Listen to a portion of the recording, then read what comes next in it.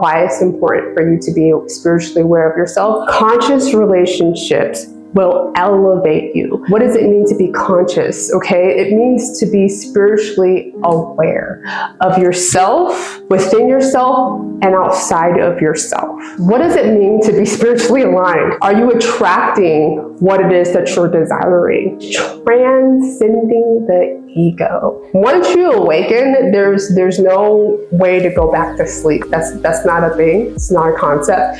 You just become more and more aware. Hello, welcome to Blossom and Rise. My name is Amber Choisilla. If you're returning here, welcome. I know it's been a while. If you're new here, welcome, okay? Today we're going to be talking about the significance that spiritual connection, spiritual development has within conscious relationships, okay? What's going to be different is I created a script for myself, so you're going to find me looking down at my notes or whatnot, but all the information is great. I'm going to go over 5 key points about why it's important for you to be spiritually aware of yourself within conscious relationships. And you'll want to wait until the very end because I have big news to share that you're not going to want to miss. Okay? All right, so let's get into it, shall we? We shall. Okay, in a world filled with distractions, conscious relationships will elevate you.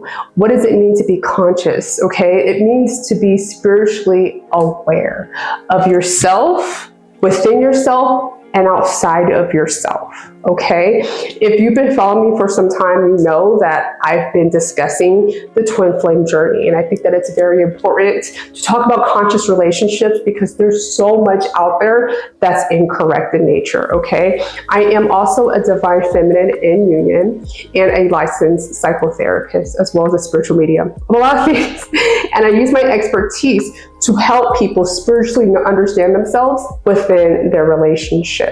Okay, so there's my street cred there, street cred. Okay, so the key point that I'm going to cover is spiritual alignment. So what does it mean to be spiritually aligned? It's compatibility.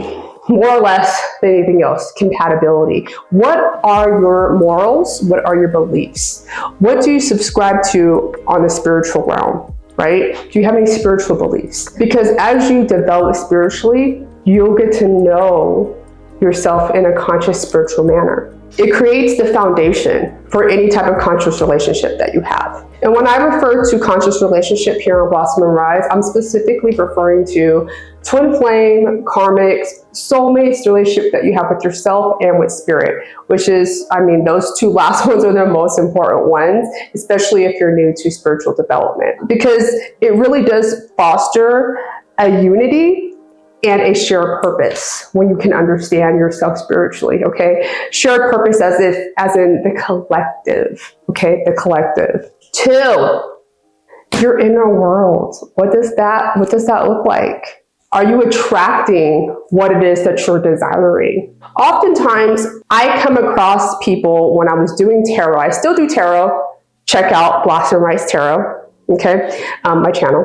But I used to do tarot as twin flame specific readings. And what I found was that people believed that they were in twin flame dynamics when they were deep in karmic connections. Okay, there's a purpose for karmics. Karmics are another conscious and spiritual connection that we endure. And the purpose of it is to balance out karma with you and that other soul. All right, there's so much purpose to it for your soul's evolution and for that other soul's evolution. I'm not going to get into the specifics of karmic relationships, but it does tie into the inner world that we have within ourselves. So without saying a whole lot and deepening into that, our outside world is reflective of our inside world. So if we keep attracting the same type of experiences, there has to be a moment of clarity that says, why does this keep happening to me? Am I cursed or something? I know a lot of people think that.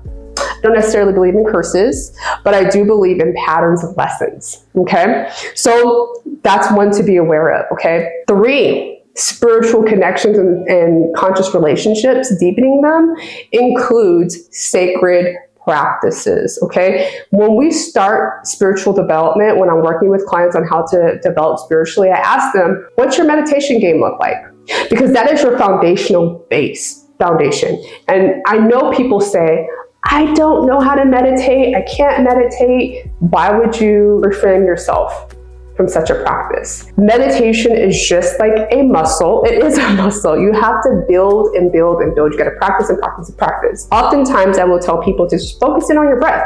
Allow the thoughts to come in. Don't sit on the thoughts, just allow them to come in.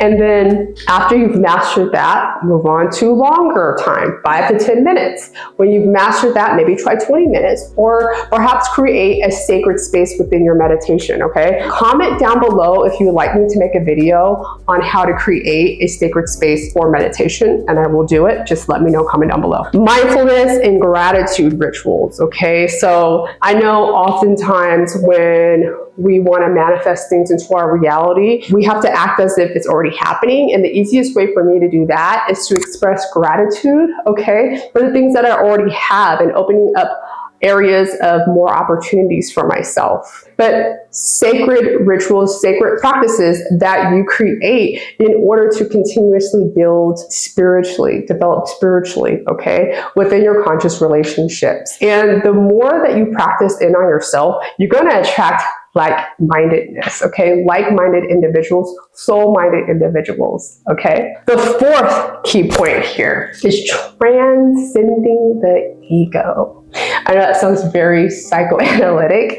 but the ego is there for a purpose, is to help protect the personality, right? And oftentimes we get stuck in the ego. We absolutely need the ego for our human experience, right? One shouldn't be higher than the other. They should be balanced out. Understanding the transformative power of the ego helps to embrace and identify patterns, okay? And it embraces a mindset of love, acceptance, and forgiveness. Forgiveness is key in healing, okay? It's very key in my therapy clients. With my therapy clients, I do talk about forgiveness as a form of healing because it's very healing. And that's not just in romantic relationships, that's a relationship with ourselves as well. And then the fifth key point here, okay, about the power of conscious relationships within our spiritual development is the evolutionary journey that it provides us. Once you awaken, there's no way to go back to sleep. That's not a thing. It's not a concept.